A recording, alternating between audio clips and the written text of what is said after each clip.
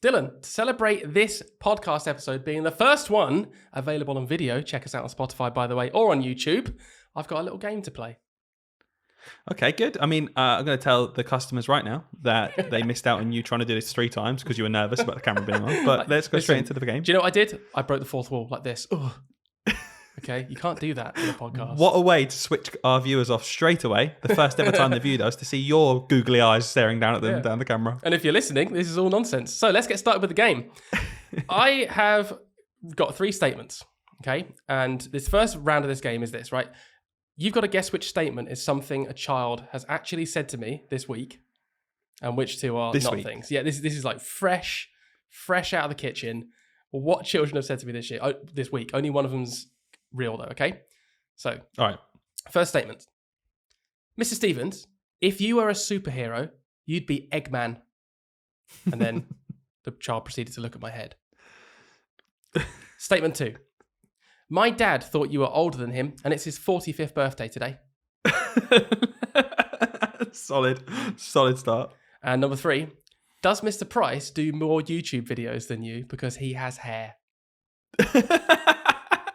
Which one of those statements do you think is actually something a child said to me? Do you know what's quite sad? All of them sound realistic. I know. I did quite well. I think it's the more YouTube videos one because I don't think that you would have wanted to make that one up. So I think that one's true. It's not. I made that one up. I was really proud of that one because we've been doing loads of YouTube videos this week. So yeah, no, it's not. It was the first one. A child randomly came up to me, you know, like they do when they just want to roast you. I said, "Yeah, if you're a superhero, you'd be Eggman," and then pointed at my head, and was like, "I wonder what ran off. What superpower would Eggman have? I can fry myself on the floor. I'm made of yolk." Anyway, I've got I absolutely stink. Yeah, don't let me go rotten. I've got a second round. Okay, this time, so it's the same sort of principle, 3 statements. Okay. This one is... Well, the first round was so good, so I can't wait for this one. Shut up. Guess which statement is something that really happened to me working in schools. Now, I had to think hard about this one because we've worked together a lot, so I had to try and make them obscure enough. So first one, ready? During a snow fight with the children, I slipped over and I gave myself a nosebleed. That's you all over. I know. That's you all over. Keep going. Plenty of snow fights over the years. Always good. Other teachers hate me because I'll go out and have a snow fight in the field. Terrible. Number 2, a child brought me in a wig to wear because they thought it was funny. Obviously, I did wear it. So, okay. Okay. All right. And number 3, I organised a school trip to the wrong place entirely, and then I turned up at the place I thought I booked, which was not booked. You're on like a self-deprecating mode here. None of these show you in a good light. Like nothing so far in this game. I reckon the snow fight one you've made up because you've tried to be clever doing it close to one, because I know there's loads of snow stories with you. The school trip one, I feel like I would have known. I feel like I would have known that. You would have told me if you booked the wrong place. I'm going to go for the wig being true. Well done, you got that one right. They did. Yeah. And it was actually this week. What else happened this week? I know, I thought, it's too many good things. I have to do another round. But yeah, but in a wig. What can I say? Oh my goodness. Okay, well, that was a fantastic game. What a way to celebrate the video, guys. Hey, yeah, the whole thing's like this. So let's crack on, shall we?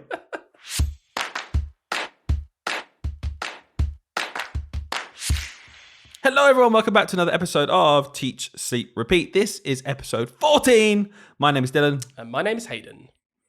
And it's back to the old intro that we've loved so much. We were off last week. We didn't do a podcast. I had literally one person message me asking me where we were. That's nice, isn't it? All of our follower base then. Yeah, all of them. Rishi, he was a bit bogged down with all the stuff going on, local elections. But he found the time to message us. So I thought that was really nice of him. Hang on. I messaged you and asked where you were. Oh, was that? Wait, was have you been pretending to be Rishi Sunak for the last 3 months? Am I the only person that asked? But okay. Do you know what? Ignore it. So, thank you, customers, for absolutely not missing us whatsoever. Been a bit of a jam-packed week or two, really. So, Hayden, what have you been up to, pal? What, over the last 2 whole weeks of recap? Oh, man. Well, as you can tell from my head, if you're watching the video, which you can do, by the way, we're going to keep saying that. Whoa, you can watch us on video now. Whoa, look at us moving. Bit sunburned. We should probably come up with a name for the people who actually watch us on video. Some kind of, negative connotation, because they're being creeps, really, aren't they? Like, it's a podcast. Why are you watching us? So, okay. Wait, can you think of a name? We'll come up with it. Well, we'll think about it. All We'll right. think about it. Maybe the viewers could come up with their own self-deprecating name. We'll have customers who listen just audio, and we'll come up with some kind of name for the weirdos who like to watch us for some reason for an hour sat in our chair. There you go. You got it. The weirdos who like to watch us for some reason for an hour sat in their chair. That's a bit of a mouthful, but should we go for that? Easy. Okay, Well, cool. Nice one. If it's anything like this podcast, check out our email address. Check out our Instagram name. It's a bit of a mouthful, isn't it, really? I can't wait to make a YouTube channel that we haven't even made yet. God knows what that's going to be called.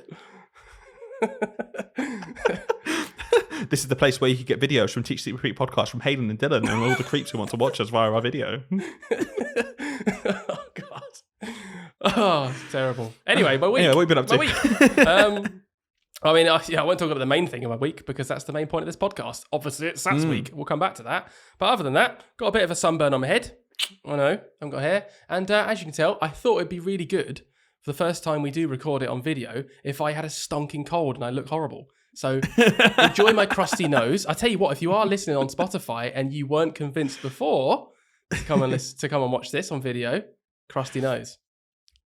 I think Spotify automatically plays the video, but I was also thinking, what percentage of our podcast is you talking about your lack of hair? It must be pretty high. It's probably about high. as many hairs as I have, so about 90%.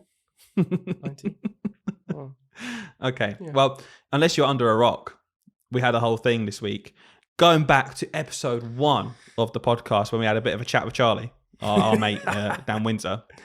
Give us a bank holiday. Yeah. Give us a bank holiday because we've managed to pass over a golden crown to a weird old man who we all meant to sit and sing about. It was good. That's cool. It was good.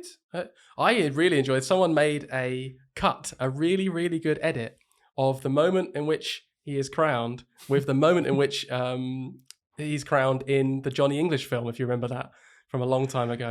It cut perfectly, and then obviously Rowan Atkinson flies in and sits on the throne and gets crowned. And I couldn't believe how well this satirical piece from 20 years ago cut with the real life coronation of the king. That's brilliant. So funny. I've seen one with Camilla, because obviously Camilla got a crown as well. He managed to bag that, didn't he? Didn't see old Prince Philip get a crown for 70 odd years. Camilla comes in, swoops in, she gets a crown. Anyway, it was putting the crown on their head, and someone had dubbed over the audio from Harry Potter when the Sorting Hat puts Draco into Slytherin. It goes close to her head. Slytherin! That's so bad. If we've got any royalist fans, I'm going to turn this off now, Dylan. If we've got any royalist fans, you can. I'm going over my words. I don't know what to say. He didn't want to insult you. He was going to insult you and then didn't. One of my mates who listens to the podcast messaged me going, wow, with no input, just messaged me going, wow, Dylan, were you that riled up by the coronation that you couldn't bear to go into a podcast? I was fuming. Some kind of Republican madman just sat here fuming about this old bloke. He was probably nice enough, but the whole thing stinks to me. I don't know about you. Absolutely hate it. Oh, cost of living crisis. Let's go and watch the golden carriage go past. How lovely. For God's sake. I did enjoy, honestly. A lot of people shared that picture of that kind of bird's eye view shot of all the potholes being filled with sand. Did you see that one? No, it was just, the caption was just the irony here. We can't even afford to repair our roads, but we've got this big golden carriage made of pumpkins and pulled by a fairy or something. It's unbelievable. I don't know. It's unbelievable. Anyway. I spent a bit of time getting unnecessarily annoyed at that. Went to a barbecue that was coronation themed. Drinking out of a cup with a crown on it. Didn't feel right, but did it anyway because bit of meat on a barbie. I'm gonna do it anyway. Your morals go right out the window when there's food and drink involved. Doesn't matter. Yeah, whatever. What's that? 17 glasses of lemonade? Okay, and a burger. That's right on my street. Some nice pop. I do love that king. Drinking.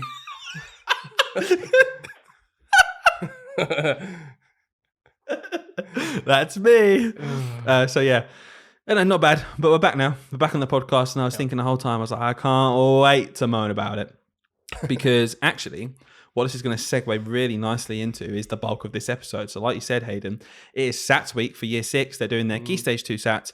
After our short break, which is literally the 3-second jingle, we're going to come back and hold on, guys. Okay. Yeah. Make sure you get through that 3-second jingle. Go to the toilet, grab a tea. Come on. but 3 seconds, come back. We're going to have a chat about all things SATs, and we're going to get deep, right, Hayden? We are. So as we record this is literally year 6 SATs week. And I like to call it Key Stage 2 because that is like a very quick thing we'll probably get into later. Yeah. You know, it is testing the whole of Key Stage 2. So there's questions in these papers that, they learn in year 3 and year 4. Most of it's year 6, but it is the Key Stage 2 SATs. There's a lot of controversy around these tests over the years. It's kind of been overshadowed this year, I guess, with the whole striking and coronation and all that stuff. So there's been I feel like there's been less of a discussion than there has been in previous years about, how useful they are or whether we should do them or not. But you're literally in year 6, Hayden, doing them this week. So, exactly. What are your thoughts? So, first of all, I'm just going to say a bit of a disclaimer, just protecting our jobs here, Dylan. Bit of a disclaimer for everyone. Would like my job. Anything we talk about in this podcast episode is not related to the actual SATs this week in terms of content. We cannot discuss content of the papers during the SATs week. That'd be very silly, and we're not doing that. So just putting that out there in case anyone thinks, hey, they're discussing what's in the papers this week. We're not. We might reflect on old papers and old years, but we're not talking about this week. Anyway, now that I've got that out of the way. So yes, we are recording today. Obviously, this is Wednesday, and this will be released on Friday at the end of SATs week, but we are midway through the SATs week. Bit strange for a start. It's really thrown me off because obviously we had Bank Holiday Monday for the King, and the day we got off for SATs week in the midst of the mail and the establishment moaning because every single second of child's education is precious, but we have to sit around and drink out of a... Yeah, exactly. We have to drink 17 lemonades and have a barbecue, that kind of thing. Man in gold carriage going down the mall. Let's go and... Yeah, so honestly, that was a bit weird. So it has thrown us off a little bit because I keep thinking I'm a day behind or day ahead, whatever. And... But no, it's going well. It's just like any other SATs week, any other year, really, to be honest with you. It's just a bit strange that the kids came back after 3 days. But what do you want to talk about? Do we want to dive into, Well, I think, so again, there's lots of people listening to this podcast who aren't teachers, lots of people who are. So very quickly, maybe we could just summarize, what are the Key Stage 2 SATs? Because I think a lot of people listening will vaguely remember doing some kind of test at the end of year 6. So, what are they? What do they involve? And then we can maybe get into the nitty gritty of, should we put in our children through this? Because it can become quite full of pressure, really, all right, can't it? Dylan, I'm going to take you on a bit of a journey then. I'm going to go back in time a little bit, give the listeners and you some real context to the SATs. And the viewers, remember. I'm looking at you. We're breaking that 4-4 again, aren't we? Those people listening, yeah, rubbish. Who's turned off? Rubbish bit for you. Who's turned it off? We're going to see a retention drop in the middle of our stats. Yeah. Awkward. The only time Dylan will ever look you in the eye. Okay, so back in 1988, before we were born, Dylan, we were nice and young, the Tory government brought in the Education Reform Act, right? And then in 1989, that's when the first compulsory national curriculum was actually put in place in the UK. And then it was only a couple of years later, in 1991, when they actually introduced the SATs, okay? So the SATs were introduced simply as a means of assessing schools' delivery of the national curriculum that they just put in place, which was obviously all new. I can understand the desire to want to check how that's doing. So that's kind of what the SATs was originally and when it came into play.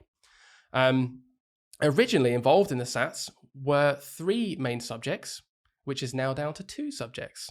So you'll know if you're involved in education now in any way, or you have any children going through it, that English and maths are the core things that we talk about all the time. It's English tests, it's maths tests. But it used to be a science test as well. Up until 2009, that's not true. That was the Key Stage 3 SATs. Up until the early 2000s, I do apologise. I was going to say that was going so well and so boring that it had to go wrong at some point. No. The best bit was I'm wrong again because it's 2010. All right, I'm looking at the facts, reading the wrong ones. So up until 2010... Stop. Very quickly, I'm going to just talk to the viewers right now, because what's hilarious is I can't stress to you guys enough how much Hayden said to me, Dylan, we're recording today on video, so we have to be really careful about mistakes, okay? We have to be really careful because it's going to look really weird if we have to do cuts all the time. That's why we're not cutting that, and that's staying in. All right? So, Dylan, we all make mistakes, all right? It's important to show our customers that... Oh, don't pull that teacher card out. It is. We all make mistakes. This is what I say to the kids. If I make a mistake that's genuine, we all make mistakes. And I'm modelling to you what it's like to just own your mistakes, all right? So in 2010... So I'm sorry. No, really quickly, because I'm calling you out. I'm calling you out because it's what every teacher does. They're like, it's really important to make mistakes, so I'm going to pretend I didn't. It's really important to make mistakes. That's why I modelled this mistake. That's why it wasn't actually a mistake. I did it on purpose. So have you all learned something from me? Sister Stevens, you told us to leave the paper blank and we just handed it in. Yes, it was called a mistake, and we'll learn from that, won't we? Anyway, so science was 2009? 2010. It was 2010. Okay. That was removed. And it was an interesting time because the General Secretary of the National Association of Head Teachers, which is a union, said at the time in an article, like, obviously, we're just annoyed at the fact that we've just randomly taken out a core subject of the SATs if we think the SATs are so important. They said, if there is a concern that tests are turning young children off of science, which was the rationale, by the way, back then the same is true for English and maths. If anything, yeah. And this is what they said, this was from an article back in 2010, so I thought it was really cool to read it 13 years later. If anything, this move will simply narrow the curriculum further because it will encourage schools to concentrate on 2 subjects instead of 3. I mean, talk about obvious, but it came true. Like, honestly, that's crazy, isn't it? And then we spoke about recently about the whole curriculum problem, the problem with the primary curriculum. Have a look at that episode if you haven't. And it kind of exacerbates that, doesn't it? Because we judge schools using these SATs papers, which are exclusively maths and English. But then we have Ofsted and frameworks coming in and judging on the delivery of a broad and balanced curriculum. And it's like, these two things can't work in tandem. What are you doing? What are you talking about? How can we have league tables with SATs, which are just English and maths, but then have so much pressure on delivering an undeliverable curriculum? It's just a hot pot of a bit of a mess, really. And then on top of that, just to make it, slightly more further apart in terms of those two systems not working, we decided that it would be good to introduce teacher pay that is completely dependent on their performance in those 2 subjects. You just think, I do get pay by performance. I get the rationale of it. But like you said, it doesn't. If you're going to pay teachers more money each year based on how their children perform in English and maths, of course we're going to get this narrow curriculum that just focuses on 2 subjects, because that's what people, like, the schools judged on it. The teachers are paid based on it. Like, what do they think is going to happen? It's going to slip towards this culture of, we do tons of maths and English and everything else gets pushed out of the curriculum. And then we all sit around and moan that we can't fit everything in the curriculum because we're doing so much English and maths, I said in the last episode. Absolutely true. And the thing that frustrates me even more about that is we still have the expectation of the afternoon curriculum. So you're absolutely right. Like, everything's judged on the morning, but then it's just kind of like said as a by that you've also got to do this. And it's like, okay, are we judged on? No. But Ofsted might come in and judge your framework and do a deep dive into geography. So we have to make sure that is absolutely bad. Like, it's really frustrating talking about it because we both understand and appreciate that every subject, of course, has to be in a perfect place. That's what you always have to strive for. We want the best for the children. But it's just so unrealistic. And the pressure of SATs, we talked about this last week. I wanted to talk to you about this because you're a year 6 teacher.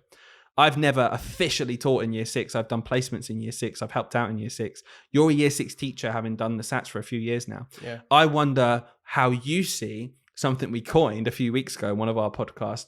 We talked about how stupid trickle-down economics was. Like, of course, the money doesn't come down. But then we kind of said, but trickle-down stress and like, pressure. Yeah. And I just worry from the outside looking in when I hear about year 6 boosters for maths and children being invited in their half term to do maths. I just think, who's that for?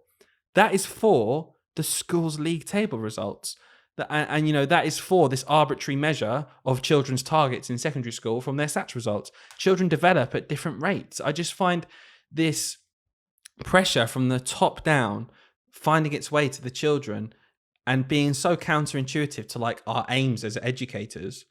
What do you think? I just feel like the whole thing is counterproductive. I think it's a bit of a double-sided coin, and I will somewhat disagree with you, not completely, because your rationale behind your point, I understand it, but I also think that, and this goes against everything I normally say, right? But that, like, hopefully you understand, I'm not just suddenly flipping sides and I'm a big Tory now. But what I think anything that could be remotely seen as like horrible. I'm not a Tory. Royalists gone, Tories gone. I'm sorry, we're down to an even smaller base of audience now. Listen, we want an echo chamber, okay? Tell us we're funny and tell us we're right politically. That's all we want. But yeah, back to SATs, right? So it's a weird one because you talked about like half-term clubs and doing all these extra boosters and things. I do think that can go too far. And I think that's the point you're making. Like, it gets a bit ridiculous. Like, that's not all school's for. And are we only doing that because we're so worried about our data and our pay progression, all that sort of stuff, that we're doing this? Or is it because we care about the kids? But the reason I think it's a double-edged sword, a double-sided coin, is because also it does keep us accountable as a profession. I do think it makes teachers really, really think twice about everything they're teaching. You can't just take a sort of flippant approach to it. Oh, whatever, what will be, will be. We're all going to be judged on it, mate. So, you need to be making sure you've got the absolute best provision in for your kids. Because if you don't, it's going to be bad for them. And it's also going to be bad for you, by the way. So make sure everything's in place. So there's part of me where it's like, I do get it. And I do think it's great. Actually, a lot of these kids thrive. They get all this extra stuff put in place and they absolutely thrive from it. And they end up doing really well. But I do get the pressures and stress. I guess that's the point you're making. I've got a couple of points to come back to on that because I find it really interesting. And you've remotely disagreed with me, so I've got my back up straight away. I'm joking. So it's really interesting to me. I guess the first thing I wanted to say was it really narrows your focus in terms of like, you're going to be judged on this. And like, that's kind of the point we were just making, which is like, okay, well, if it does narrow my focus, then what's kind of missing out of the kids' holistic approach because of that, if they're not just into maths and English, for example. But the other point, I guess, as well, is if teachers, I know for a fact, have looked at the curriculum before, and instead of thinking, okay, how can I best deliver this curriculum for my children? Because they need to have the curriculum delivered. They've said, okay, what's the best way to get more marks in the SATs paper? Yeah. What can I prioritize? What can I maybe not teach the children because it's not worth my time because not lots of them will get it. But if I spend more time on this instead, that's going to potentially get them more marks in the test at the detriment of their curriculum. That's a very good point, and that is widely seen across this profession. That's just not like local or like a few schools. I agree. I've seen that from hundreds of people online and things saying that's what they're doing. And yeah, you're probably right. I think as a wider point, you're probably right. I'm going down the perspective of I'm drawn into thinking they're the most important thing. That's probably what I'm doing right now. I'm agreeing that maths and English are the most important thing. They have the highest value. So therefore, doing all these extra boosters and things is great, objectively great for the children because they're going to be better at maths and English, these really highly important things. But I think you've made a good point about, let's not forget though, that the curriculum is supposed to be broad and balanced. And perhaps if we weren't paid based on the results of these and we didn't have league tables, maybe we wouldn't think these are the most important and we'd actually not put these things in place. And instead of doing maths boosters, maybe we'd do some cool PE lesson or some art lesson or some geography that the children are interested in. So yeah, that's a good point. Yeah, it really interests me because I'm not someone who's been in with the pressures of actually being the year 6 teacher, and always when you're on the front line, things are very different. It's a very similar thing, but I went to year 3 in a junior school. Everyone told me before year 3 in a junior school, they come from a different school. Until Christmas sometimes, that's how long it takes them to embed routines and get up to scratch with like the school expectations. I thought it was nonsense. They're saying it will take 15-20 minutes to write the date and the learning objective. I thought it was nonsense. It all turned out to be true. So it's very eye-opening being in the job. So I get that for year 6 teachers listening who think maybe I'm being a bit idealistic, and I like the idea of you being a bit more realistic, coming back with some the actual thing that happens. But from my point of view as well, the problem I see, and it's not something people like to talk about, but it is absolutely true, that it happens where people are so pressurized, whether it's from their own self-belief and wanting to be seen as a good teacher, or from SLT, from the top down, that how can I say this?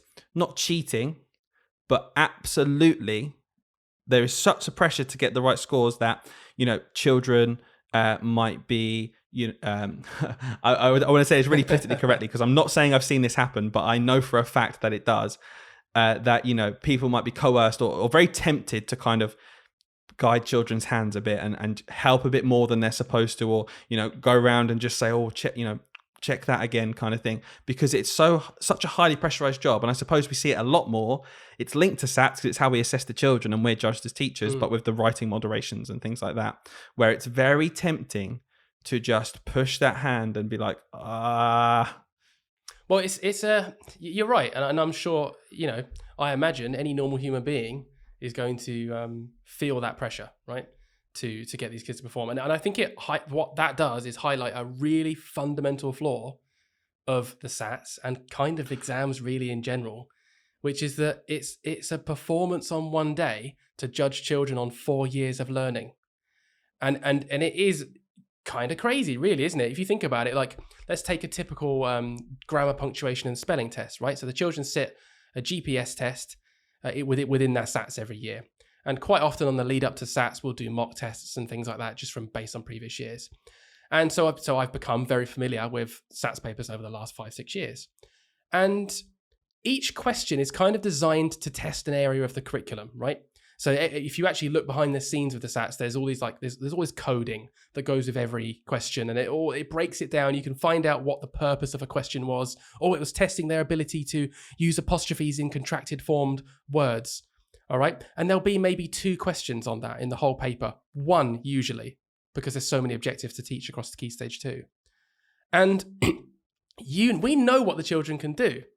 And can you just imagine in that hypothetical situation where you're saying, people might be tempted to kind of guide children's hands, where they know that child can do it because they've done it consistently for the last 2 years maybe, and then you see them get it wrong, and that's their one and only chance to show that in the whole 4 years they've learned how to use apostrophes. I think that's the flaw in the system. Why, really? So that kid made a little silly error, or just made a mistake, or just misread the question, and now, as a data point, that child can categorically not do apostrophes now. That's what it means. And it's that's a dangerous game when you're playing with human beings who have this real close bond with this class that they've developed over a year, and they want them to succeed and do well, and we know as teachers what those children can do, like the back of our hand. We know what they can do.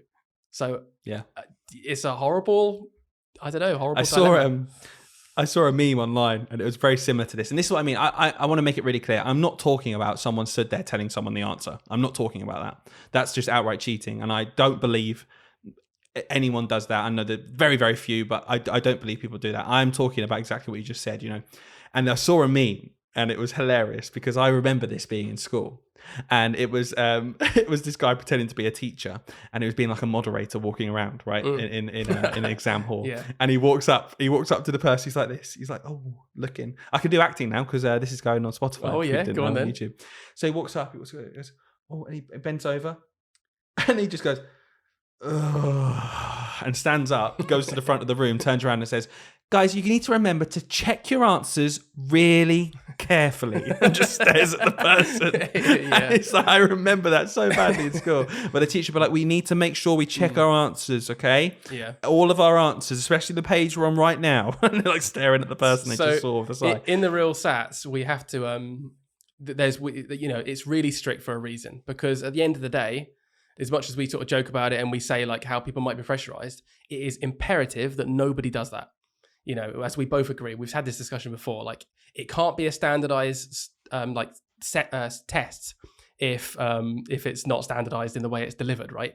So we are literally given like scripts in the morning to read off of, and we have these little booklets that we have to read through. For example, if you are a one-to-one reader for a child, because certain children qualify for having an adult helping them read the questions.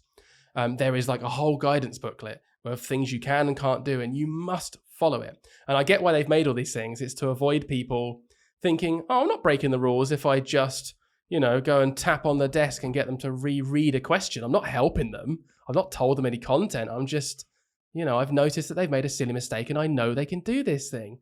And it's to help trying to avoid all of that sort of foul play that potentially goes on in different schools. But we're human beings. I can't guarantee that across the country there are not people doing this sort of thing. And I do think that might have a part to play in why the bar gets raised every single year, because children seem to be, they're doing so well in English and maths. The bar raises more. I wanted to talk about this quickly, actually, because it's something I really strongly believe in, which kind of then leads to a point of view that people might think my job is pointless, that I think I'm absolutely pointless, but I don't. But I'm going to try and explain my point of view here, because my huge problem is year to year comparisons, especially within the same school. Yeah. So on the national scale, is hundreds of thousands of children take the test. On the national scale, that's enough data to make an accurate judgment of, whether children are progressing or regressing, whatever it is, right? Within a school, it's so backwards, because you could just get a class who, based on the national average, are well above average. And the next year you could get a class that, based on the national average, are well below. And in the raw scores that get published and that the public see, you could go from 1 year, everyone 90% plus in English, reading, in maths as well, whatever, 100% across the board, amazing scores. Do the exact same provision, put the exact same amount of work in place, do the exact same research, do the same amount of, guiding and helping the children and doing the exact same thing. And next year, your scores could drop by 20%. And it is literally, quite simply down to, that's the ability of the children in your class. Yep. And there's comparisons made between it. And I think that's so toxic. I fully agree, by the way. I've always found that insane. Even my first year of teaching, I remember having that kind of thought process of wait, what? Why do we compare year groups at all? That seems pointless for that exact reason you said. Because I've seen it. Every school I've ever worked in and every school I've ever heard of, it happens. It's completely normal. They have 1 year where they get 95%, and it's wow, look how well we did. That's always the classic thing. Look how well we did. That's the thing. As teachers. Yeah. And then the next year they'll get 67%. And do you know what you have to say? Yeah. You have to say, if you said, look how well we did because of the 95%, you have to then say next year, look how badly we did. Yeah, but that's the same logic. Then we go to, no, the cohort was lower. They were lower. Yeah, I know. I just think we really have to take a step back and just be look, unless something drastic has changed, personnel's massively changed, or, your schemes or you're doing or anything like that, unless you're looking at kind of the tracking that year group through year 3, year 4, year 5 based on averages, it's pointless. It's you're just going to dig yourself a hole for when it comes out bad eventually, which it will. I actually don't think a lot of people do. I reckon a lot of teachers, a lot of people in this profession do genuinely just take that with a pinch of salt, comparing. But we do like to talk about it for some reason. But I think they do. And I think my point more was these stats get pushed, they're put up on the wall. Sure. Percent in reading, percent. They're the simplification of it, and that nuance. Absolutely, lots of teachers have that, but parents don't necessarily. Yeah. And I think some staff still cling on to that as if, well, that's our benchmark, and it's it's just not though, is it? It was our benchmark for that cohort of children, but they're gone now. It's a new cohort of children. I think I had an old head teacher of mine who I don't work for anymore, made a really good point, and I really learned something from him when he said this, because I was quite new to SATs and things at the time. It was actually my first year in year 6. It was all a whole new world to me. And I was falling into that trap of being super worried about the data and comparing it to last year and all that sort of stuff. And he said to me, don't worry about all this. Just stop worrying about this. He's the only thing that matters is their progress data on an individual level. Yeah. And I didn't really know what he meant. And he really explained to me, he was look, each child is tracked and we track their progress. And basically, I don't know how much you know about this, Dylan, but every child basically gets a plus or a minus number at the end of Key Stage 2 to see how much progress they've made since Key Stage 1. And that's tracked. And that's what he cared about. And I was like, do you know what? Actually, that's a really good approach. Yeah, okay, our data he might not be so worried about our data, the stuff that goes to the public, which we should care about because, like you said, at the end of the day, the wider community do form opinions on it, so we can't not care about it at all. But from his point of view, for the children and for us as teachers, it was way more relevant to look at the individual learning progress journey of those children and identify children who are lower down on that journey. They're the children. If you're going to put focus time into any children, it's not to sneak them into the next band, get them to expected or get them to greater depth. It's no, look at the children that need more support because they're not making as much progress. That that's what, if you've got extra resources, put them there, because those children are not making enough progress. And I really like that. I think that actually that data does also get published, but it's just way more kind of dense and harder to take in. So you're absolutely right. And again, 99% of schools will use that as the metric, absolutely. And actually, from my point of view, being lower down in the school, it's something we use looking at pupil progress throughout their journey. So it's not something that we kind of just ignore until year 6. We're like, oh God, wait, they need to get to this amount of progress. We look at it now and we're like, okay, well, what was their key stage 1 attainment? What are they tracking for? What do they need to get? Which children need their intervention? And that's the more holistic way to do it, isn't it? Because it's a classic thing of, if you just look at the results, you're always going to go to your bottom chunk, aren't you? And think, well, they're at the bottom, so they need more. They could be making rapid progress.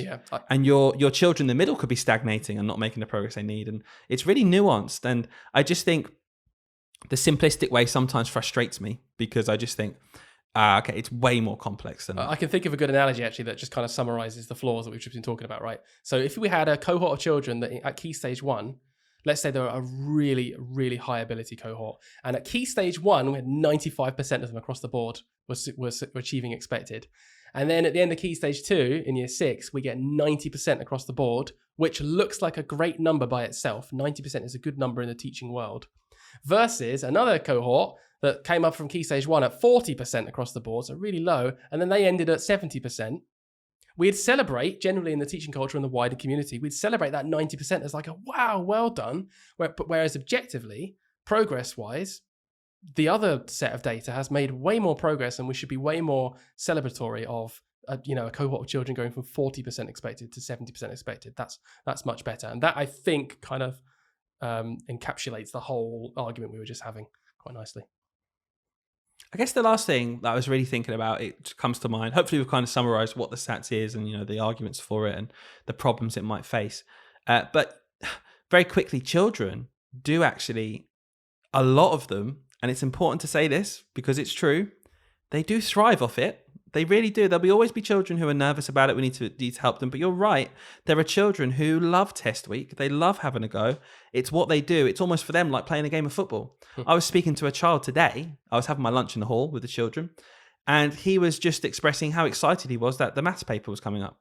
And I just thought, that's lovely. And, we don't need to, put that person down because we have a view on SATs, maybe that we think as a whole, perhaps there's a better way that we could be assessing the children, especially, key stage 1 SATs when they're 6 and they're doing their year 2 SATs.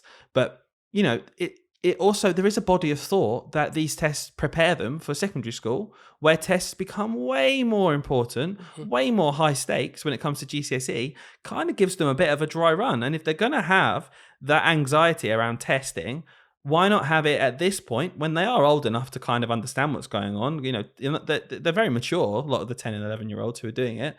Get over that hopefully earlier, get the help they need, the support they need, but still do it.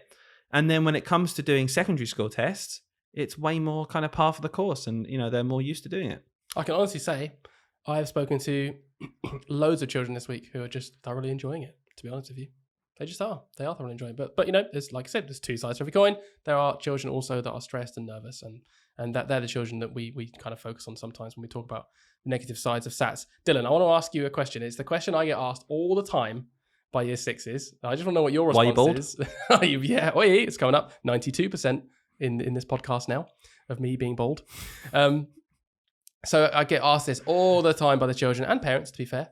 I want to know what your answer is, not being a year 6 teacher. Are you over 45? No, I made that one up, Dylan.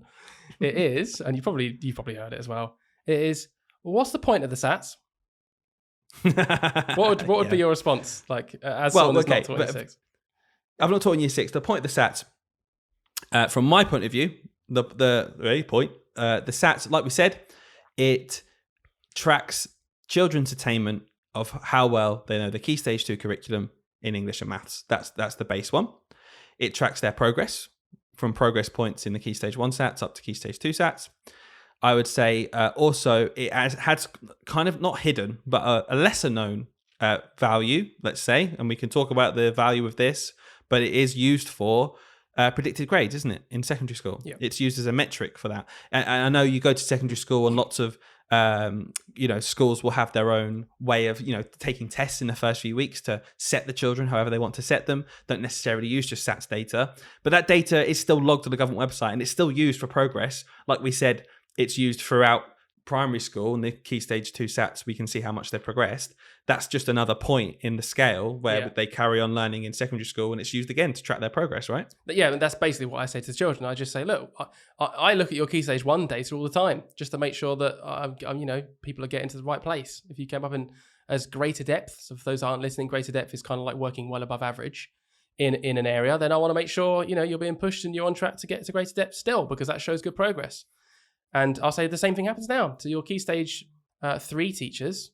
Will have access to this data, and it gives them a snapshot into your ability, and they'll be held accountable to make sure you ensure that you're making progress through key stage 3. And that's the kind of the spiel I give to them. But so often I get this, they'll come in and be like, yeah, well, my mum told me that it's just for the school, and to be honest with you, I don't really need to do it. Don't worry about it. I get it all the time, and part of me is like, yeah, don't worry about it then, because I'm not going to put all the pressure on you. I'll say to them what I just said. I'm like, yeah, well, it is a little bit important because it gives you key stage 3, but ultimately, yeah, it is for the school, and we really want you to do well. We want to show off how well you've done at our school, and I'll just say that, and they're usually like, oh, fair enough. Okay, well, I'll try my hardest then. Basically agree with them. Yeah, because it's true. Good. It's true, isn't it? It is mostly for us, because it harks right back to the beginning of this conversation. It is mostly for us because we're paid on it. Our school's judged on it. Okay, of course it's for us.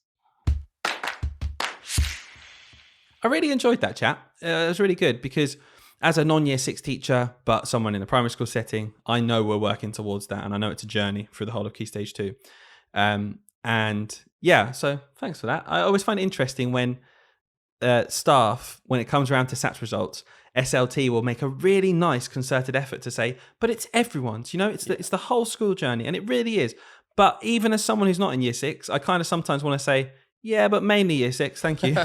So all you year 6 teachers out there, yes, it's a whole key stage 2 thing, but at the end of the day, you're the guys slogging away for that final push, and we appreciate you, but not Hayden, but everyone else, we appreciate you. I was about to say thanks, but not thanks. You do all right, pal. You do all right. You got field time now for 8 weeks, so I'm sure you're going to fill that with just going out playing. Yeah, no lessons now, right? Post SATs life. I hope there's some year 6 teachers listening to this thinking, yeah, post SATs life.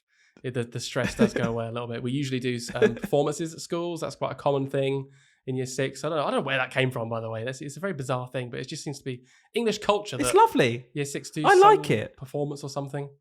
It's almost as if they said, okay, I understand how much we've been doing maths and English. Let's do something completely different. We're going to do the arts. And I think it's lovely because, some children really, really love that, and it sparks something. It's true. Someone said to me before, because I was like, oh, we probably shouldn't though, because that's not like the curriculum properly. And they were like, hey, it is. But all we've done is we've condensed a lot of the maths and English into a slightly smaller time frame and probably sacrificed some of those other subjects. But we're going to do those other subjects. We're not going to miss them out of the year. We're going to do them more afterwards. And I was like, oh, okay, that kind of makes sense. Like, we're still covering the right things. We're just doing them in a different order. And the spoken word is English. It's still English, and it's drama. It's social skills. I think it's brilliant. I think it's a really cool thing. And again, another step outside the comfort zone. I'm a big fan of controlled stepping out of a comfort zone.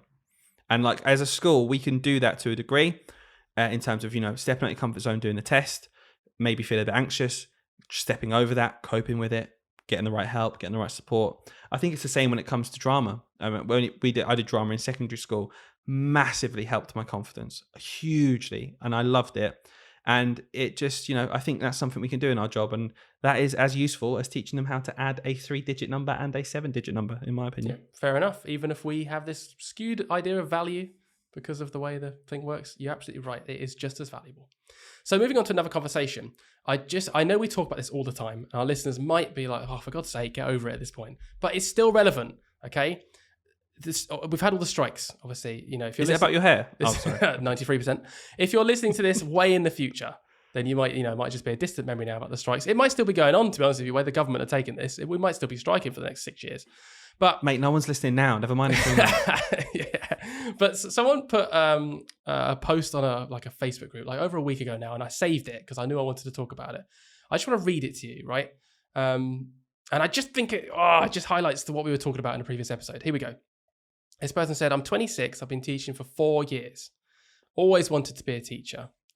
My question is, has teaching always been like this? I have zero disposable income. I work every hour God sends. I get good results. I work all the time. I work hard. Yet we can never seem to afford a holiday. I can't even pay off my student overdraft. I can't even pay off the interest of my student loan. I barely have any money left at the end of the month. At school, they have to ration glue sticks, as we've talked about before, until the last 20 glue sticks until summer. There's no scissors left. And they said they'll probably just end up paying for it out of their own pocket because it's not worth the hassle doing it at school. And they finished by saying, I grew up under New Labour. And I'm not saying my education was perfect, but I can remember it being better than this. I can remember not having to ration glue sticks. And that was the kind of time that we grew up around then. And yeah, it was. That was when everything new came in, and we got smart boards, we got computer suites, we suddenly got those massive jungle gym things in the playgrounds and in our school halls and stuff. And we didn't have to ration this and that. And it was, this person's basically saying it was a good time. Was it always like this? Like, what was I under some sort of illusion? And they're going to quit because it's just ridiculous. They can't afford, so they need to go and find another job because it's not worth it.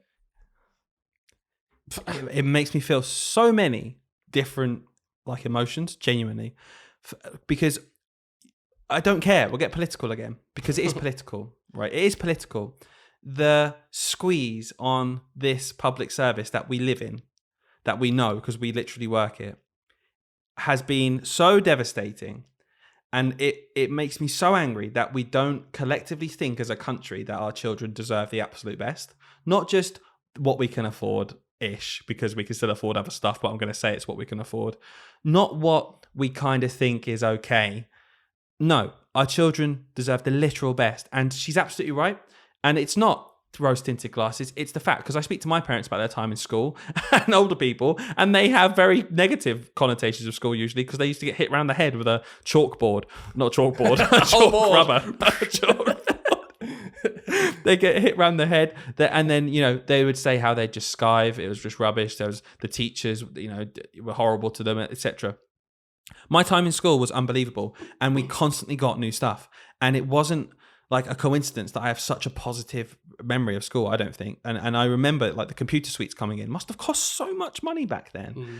And she's right. It's not a political thing. No one can sit there and say to me, oh, you're just a lefty, wokey teacher. Hey, you shut up. No, it's just true. It's just a fact. So if you can't deal with a fact, you need to get over yourself. The amount of money in schools right now, no, you do, I'm sorry, is so much less. And the biggest worry I have, I was talking to my friend about this the other day, I'm genuinely worried now that it's been so long of cuts.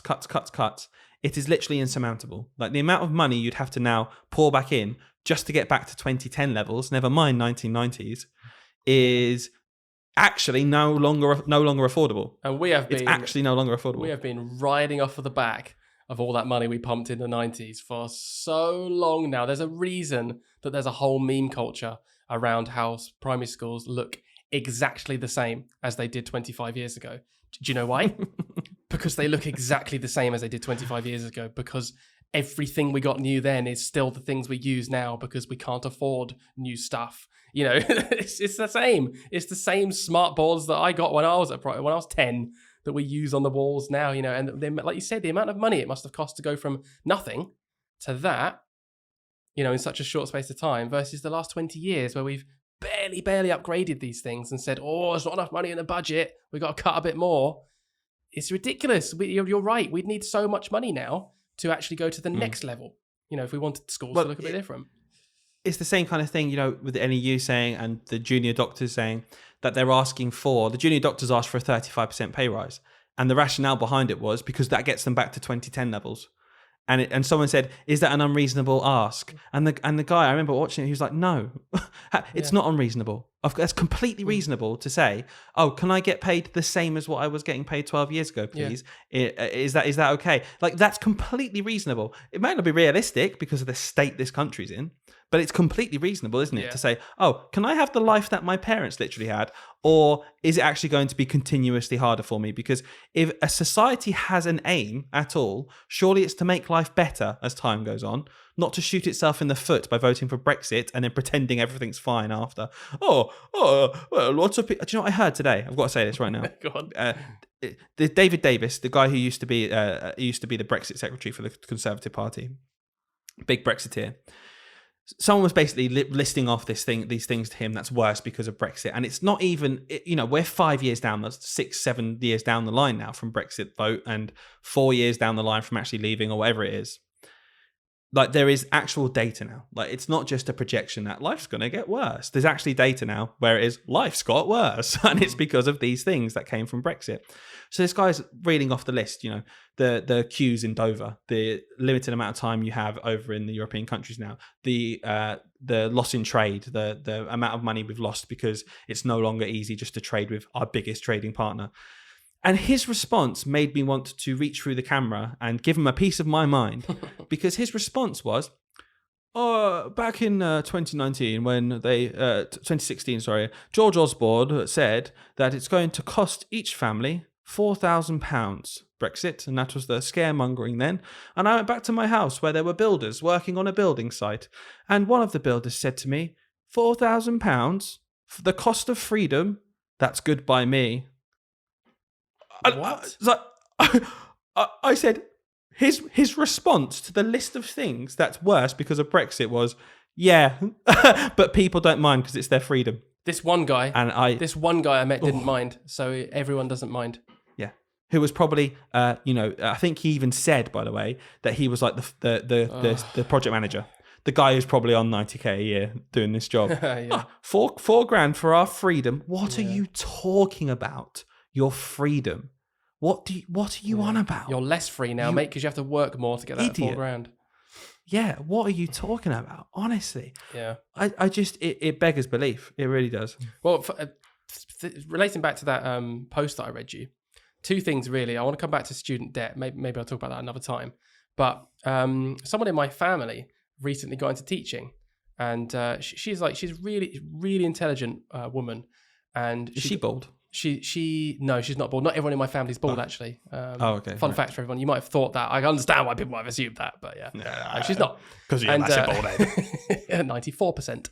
So she recently got into teaching. She qualified last year at secondaries, teaching science.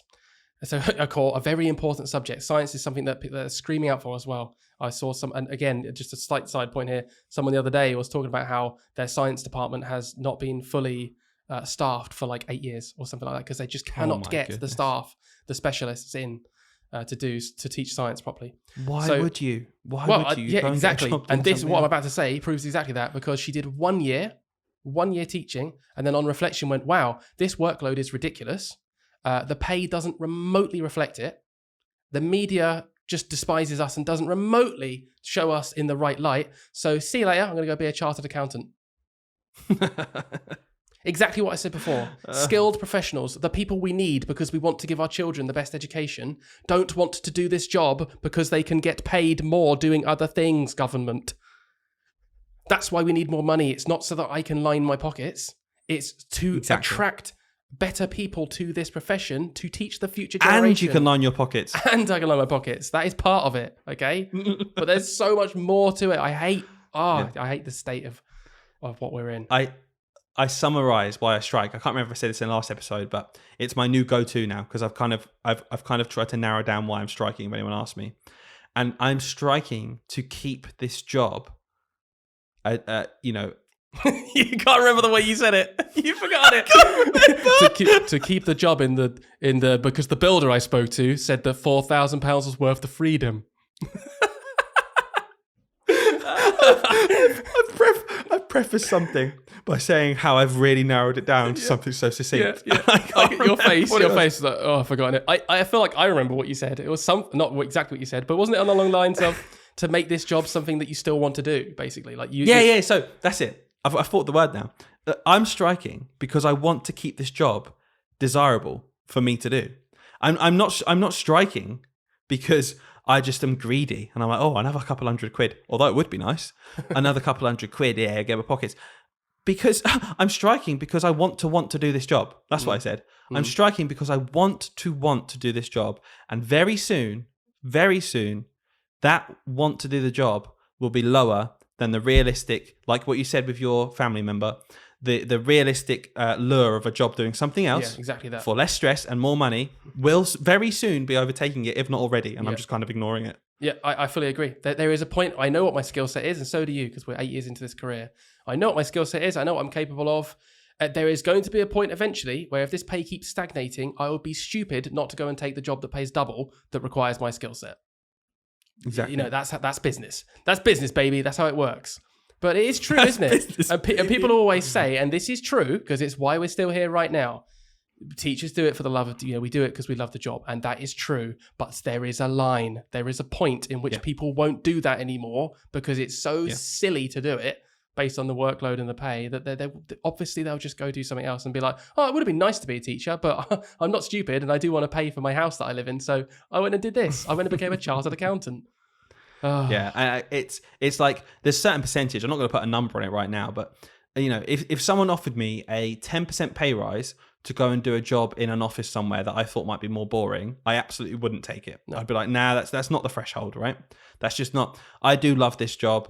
I don't want to go into a new career. What about £1 million? Well, I'll be there, wouldn't I? But my point is, when you ask someone, would you drink a cup of off milk for 50 quid? And they're like, no. And you're like, well, okay, would you do it for £1,000? Like, yeah, obviously, 900. Yeah, you find the limit, 800. find the line. And you're trying to find the limit. I'm wondering what my limit would be in the job. I think, it wouldn't be that much though. It would just be enough to be like, cool, well, that's going to make a significant change to my life. And my pay, the government treat us absolutely terribly and don't even want to listen to us or give us anything that's remotely useful. So at what point do you say, okay, I love this job, but can I pack it in? And you always want to make a point of it as well. It's a shame that there's, obviously there's so many of us that on an individual level, it feels like it doesn't really make an impact. But I'd love to be like, cool, by the way, I'm really skilled at this job now because I've done it for 8 years. I'm leaving and you're going to get someone else in. They might be as good as me. They might not be. Good luck with the gamble. I'm going to go do something else. Like I always, but they won't care because they will just, get someone else. But you do. They won't care because I've got any. And again, guys, I don't think when I'm saying this, I'm not detrimental to ECTs at all. We absolutely thrive off these amazing young people who come into our profession, but you just need the balance of them. And if we are constantly swapping extremely experienced primary school staff for ECTs constantly at a rate which is outstripping, then our profession becomes more inexperienced. There's not enough people for you guys to learn off. There's not enough people for you to inspire us again, because that keeps us fresh. When new teachers come in, I love it. I love talking to them because they have these ideas that I had 5 years ago that slowly have just eroded because I'm more concentrated on the job now. And it's just like a breath of fresh air, but you need that kind of synergy. You need that right balance. And the more that we take away those experienced teachers, it's just going to have a detrimental effect in the profession. Okay, so I've got a story, was messaged in a couple of weeks ago, but obviously we're only just getting a chance to say it now. So Hayden, it's just a story from the classroom, one of the classic ones. Hey. We love it because, as well, this person's wrote it in a way where I can just read it off the phone because that's always good. Here it is, guys. Yeah, there it is. Got my little on screen. Story here. Are you going to sing You've seen the jingle? Before? Are you going to sing the jingle to Stories from the Classroom now that we've got video audience as well? Okay. Ready? Okay, here we go. Yeah. Stories from the classroom. If you've got a story for us and it's really funny, tell us the story and we will give you money. Money not guaranteed. The fact that you did just make that up is quite impressive. Nice and long. Yeah. Again, fits with our podcast. I'm not finished. I see. There's more. That was the first verse. That was a dramatic interlude. That was it. Go on. I'm buzzing for a story. I haven't had a story in ages. Okay. This is a good one. So, okay. Let me set the scene. So I'm the teacher now, okay? Okay, so right. This isn't my story, obviously. This is someone that I'm pretending to be. Here we go. Let me set the scene. RE Day. We do a full day focused around one element of religious education. For us, we're learning about Islam. To be specific, we're actually learning about the Prophet Muhammad and his importance to the Islamic faith. A sensitive subject, something you need to approach with maturity and respect. One boy in my class, lovely as he is, likes to think he's a bit of a class clown at times. And he likes to play up to an audience. He'd spent most of the morning trying to call out little quips and make jokes here and there that he thought to be hilarious, such as in response to my question, okay, what do we know about Muhammad? He'd reply, Mohamed Salah's a well good footballer. Classic response, trying to be funny. Anyway, after a while of trying to humor his attempts of being funny, it was beginning to get irritating. We know that feeling, right? When someone just won't let it go. Yeah. You kind of give them an inch and then they take a mile and you're like, oh, I shouldn't have given them that in the first place. So after his attempts, trying to be funny, trying to humor him, it was beginning to get irritating, and it was more importantly, detracting from the learning now. So it was distracting other children. So he'd explained, her patience was waning. I'd explained the role of a prophet was to spread the message of God. Up goes the boy's hand again after me telling him to stop what he's up to. So tentatively, I asked him what he wanted to say. And his reply was, so Muhammad's a bit like Hermes then? At this point, I was done. I held in my desire to shout out, it's not even Hermes now, the delivery service, it's called Every. And I told him to stop trying to be funny and focus on what we're learning about. Sheepishly, he stopped talking and looked at me like I'd done something wrong. Another girl, the angel child, put her hand up. So the prophet is a little bit like the Greek god Hermes. At this point, I realised that my class clown... I realised that my class clown had been making the most meaningful learning link to their prior learning of the Greek gods that anyone had made all day and had ever done before. And I absolutely rinsed him in front of the whole class for it publicly. Such a classic thing. Jumping the gun there.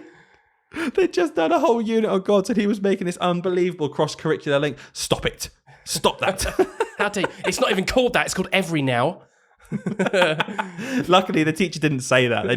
They managed to hold that in and just be like, stop doing that. Yeah, sure. But it's absolutely cracked me up, and it made me think of so many times before in the classroom. I've done it before, like to the extremes as well, where a child will say, put their hand up and say, oh, can I go to the toilet? I'm like, yeah, sure. I'm in the middle of doing something. Yeah, sure. They stand up, walk across the classroom, and I go, why are you at your seat? And they just go, oh, you just said I could go to the toilet. And I've said to them before, did I? Yeah. And they say yes. I'm like, okay. To the point now where someone could just say to me, I would be like, why are you see? They could literally just say to me, oh, you just told me I go to the toilet. And I believe them. I was like, okay. Yeah. Funny, a few weeks ago, I had a very similar situation, right? A boy in my class who can sometimes get himself in trouble, but he's a nice enough boy. He wanted to show his work to the head teacher because he'd done some really good work, and I was like, yeah, awesome. But I was kind of in the middle of doing something when he asked. I think I was like getting the register ready or something. So can I go and show this to the head teacher? I was like, yeah, brilliant, cool, yeah, go on, off you go. Yeah, carried on doing the thing I was doing, and then he came back into class at like I don't know 5 minutes later, and I instantly went, why are you coming back in late? Thinking that he'd like been sent out during lunchtime or something, and he'd been naughty, and he's coming back into class because the head teacher sent him back. I was like, why have you... I was putting on my stern face just to be like, really disappointed. That's bad. Why have you made a bad behavioural choice? And he really sheepishly just went, you said I could show my work. And I was like, oh, of course I did. And I went over and I was like, I'm so sorry. I was like, I'm so sorry for judging you like that. I literally just apologised to him and sat him down. I was like, I'm really sorry. I don't know why I jumped at you like that. And that's the other thing I thought about when I read that story. I was like, I think that's so important to the children. And jokes aside about, I made that mistake on purpose. I think when you do something like that, because that is a position of power there, isn't it? And you've got the power and you can, tell someone off because you're in charge. I think when you do that incorrectly and wrongly, I think it's so powerful just to say to the children, oh, I'm really sorry. That was I was wrong. Yeah. You've done nothing wrong. I'm sorry. Yeah. Rather than brush it off, because I think as soon as you brush it off, you kind of lose that respect then. Yeah. Because later on down the line, when you have to actually tell them, it's going to hold more weight when you say, no, you do have to stop doing that because of this and that. Children, like you said, you mentioned it earlier, but they're more mature than you think. They're cleverer than you think they are at the age that they are. They might seem like small and cute and silly sometimes what they say, but with those sorts of things, they're not silly. They do know when you're clearly just blagging it and you're actually just wrong and you're embarrassed and you just don't want to admit it. So I agree. Always own up to your mistakes, honestly. Unless you are having a literal, that exact joke that we mentioned where you pretend that you were making a mistake. Yeah. But if it's a massive mistake on the board, it's different. Exactly, you're having a laugh. But with real mistakes that you make, you might be a bit embarrassed because you just made a mistake in front of 30 kids. Say sorry and own up to it. Because even if they go, I promise you they won't do it for many times. They might find it funny the first time. Well, your teacher made a mistake. Once or twice, though, but they don't do that anymore. Who cares if you're a bit embarrassed? That's a feeling people feel sometimes. They would feel embarrassed because you wrongly told them that they did something that they didn't. Exactly. Just own up to it. I had something today very similar. where, I had to remind someone of the right behavior in class a few times in a row, someone that doesn't normally need reminding. And when I then said, okay, look, you've done this repeatedly, and you're really letting me down here. And a little bit of spiel about how, I don't expect that from anyone, especially, I must say, I've never expected that from you. Something like, that kind of just saying, this is unacceptable though. And I've never had to use this kind of tone with you before, but that needs to stop. Yeah. And I loved it because immediately this child said, oh, I'm really sorry. And they really meant it. And I was like, that right there, that moment of them saying sorry is the exact reason why, as teachers, we need to be apologetic and say sorry. Because that was really nice. Because you know what children do? They're children. They're a bit, upset about something. They don't like being told off. And they won't say sorry. They'll just kind of go into their own little introspective cave and be like, or say, oh, it wasn't me. Do the opposite and just kind of deflect anything. But that moment of this child saying, oh, I'm sorry, Mr. Price. I was like, cool, it's over now. It's immediately over. I feel much better. Thank you so much. You still might have to do this for me. You might have to do that because you did cross the line too much. But I made a huge point of saying thank you. I really appreciate that. And I thought that was really a modeling really that saying sorry isn't just a thing. It's actually thank you. You were sorry. Yeah. I know we're coming to the end of our podcast. I've got one sort of heartwarming, or just a nice thing that happened actually this week that I have just thought of based on your story there that I'm going to share with you. But before I do that, if you want to write in your stories or you've got something funny to share, even if you think, oh, maybe it's not funny, write it in anyway, okay? If we think it's rubbish, we won't read it, all right? So don't worry about it. No, I'm joking, but we won't. But you can write into us at, oh, Dylan, I'm going to get it wrong again. You've heard some of the stories we've read. Yeah, I mean, there's a pretty low bar. Right, Dylan, correct me if I'm wrong. I'm terrible because, Why don't I just say it? No, then I know no, that it's right. I'm never going to learn. I'm never going to learn. So our Instagram... Oh, no, I don't know. It's Teach, Sleep, Repeat Pod. No? Cast. Just do it, Dylan. Just do it. Right. Instagram, Teach, Sleep, Repeat Podcast. Email, teachsleeprepeatpod@gmail.com. What you've got to remember, Hayden, is I made it longer when it was shorter, when it didn't have the end of the email. Right, that's what I was trying to think, and I couldn't remember what you said. Okay. I couldn't remember. So the bulk of it is longer when there's no Gmail at the end. Yep. Okay. So Hayden, why don't you tell the viewers and the listeners and the creeps and whatever we're going to call you? You've got your own name.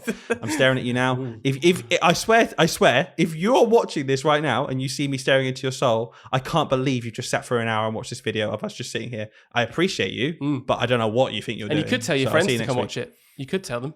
Oh, I wouldn't. Yeah, after. I wouldn't, but you could, because we do want more people to watch and listen. So that would be nice. I'm not going to embarrass myself, Dylan. You've said what the handles are, and I'm not going to do it. I'll practice for next week. But I'm going to finish up with a little story, okay? And it is just related. It's basically continuing from the conversation we just had. So sorry for completely ruining the flow.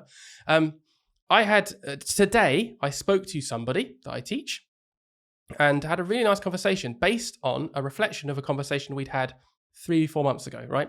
And this is a child who continuously gets himself in trouble. I particularly like this child, and I think they're a lovely, lovely young person, but they always seem to get themselves in trouble, like wrong place, wrong time, and also just doing silly things all the time. We all know the type, don't we, as teachers? And as year 6, I found that I can have, with particular children, if I sort of identify their maturity as being quite mature, I will have this conversation with them, right? But I won't do it with younger because I don't think it's beneficial yet. And basically, I sat down with him, and he'd been like sent out or something like that. And I happened to be walking past. I said, "Why are you? What's going on? You've been sent out again." And he had a bit of a tear, and we had a chat. And I just explained to him that reputation is important. And because we have this thing of like, everyone needs to be treated the same. Everyone needs to be treated the same. But I just broke it to him in the real world, by the way. Everyone just has a reputation, and whether you like it or not, you'll be treated differently based on their reputation. Not necessarily on purpose. That's when it gets into problem area, but subliminally, people will treat you differently. And I said, do you think maybe the reason that you've been caught or whatever doing or sent out so quickly recently of these lessons, because he was really frustrated that other people had done what he did, but he was sent out? I said, yeah, because your reputation's not good at the moment. People have got shorter fuses with you, and they don't mean to do it. But people have got shorter fuses with you because of your reputation recently, where you have been doing silly things. You've been making silly decisions at any possible opportunity. And I had this conversation with him, and he did really understand. He was like, yeah, okay, that makes sense. They're not just picking on me, because that's what people think. Oh, that teacher's picking on me. No, they're not. They didn't even think about it. It's just that your reputation has led them to believe that you've done something silly quicker maybe than they would do the child that never gets in trouble. Never gets in trouble. They've got more leeway because they've got a good reputation. And since then, this particular child has really thought about it and came up to me today and said, Mr. Stevens, have you noticed? I was like, what? I've been in a lot less trouble recently. I was like, oh, that's really good. He was like, my reputation's getting better, isn't it? Oh. And I was like, it is. It is getting better. Well done, you. Like people, and I said, and you get a fresh start. You know, when you go to your next school, you're gonna get a fresh start. Yeah. And your reputation is whatever you choose to forge it. I said, but I'm so proud of you for right now trying to better your reputation so that people don't treat you in a different way automatically based on their experiences of you in the past. And I was really, really proud of him. And I was so impressed that, I thought there was part of me at the time of having the conversation, I was like, none of this is going in. He's just annoyed that he got sent out. But really, really listened to it. And that just made my day. And that's one of those, and again, we talk about those reasons that we love this job and why I wouldn't go and do an office job for, 10% more money. It's those little moments like that I try telling Steve from accounts that his reputation's bad. He won't change it. Exactly. When you're getting out, you're arrogant by then, stubborn. But this kid listened, and I loved that moment. And I hope it warmed your heart too. No, it did. It really did, actually. That was really nice. In fact, if I was sat in an assembly now, I'd be crying. But I'm not. But no, that's lovely. And it is, I'm just going to come up with one thing with that. It is so true. And it's nice to teach them that kind of personal accountability. Sometimes we can fall into the trap of pointing at everyone else and being like, you're doing this wrong to me, which, as you said, is really important because sometimes it is way past the line. Discrimination, all that kind of stuff, it's completely wrong and there's no victim blaming at all there. But if someone has a pattern of getting themselves into trouble because of choices they're making, such a powerful thing you've opened up for him there is to think he has control over that and he's seen the benefits. And, that's the kind of thing in 5, 10, 15 years, he might still remember. And like you said, you're going to maybe remember that story. And that's why this job is amazing.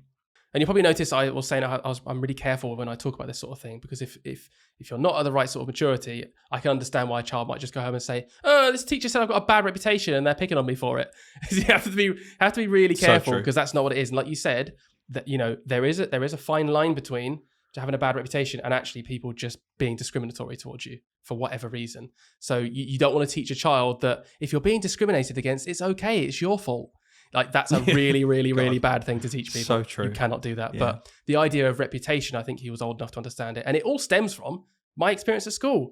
I did the thing. I was at secondary school and I'd always come home. I was that annoying kid. I'd be like, yeah, teacher's picking on me. They sent me out because I did this. Other children. I was always like that. And looking back at it, I feel like such an idiot. It's like, of course they sent me out. It's because I messed around 50 times in the previous 4 weeks. Do you know what I mean? It's like, yeah, of course they had a shorter fuse with me because I constantly showed them that I was a nuisance. They weren't picking on me at all. You're still insufferable. So and with that, we'll end the podcast there. Thanks for listening. See you next week, guys.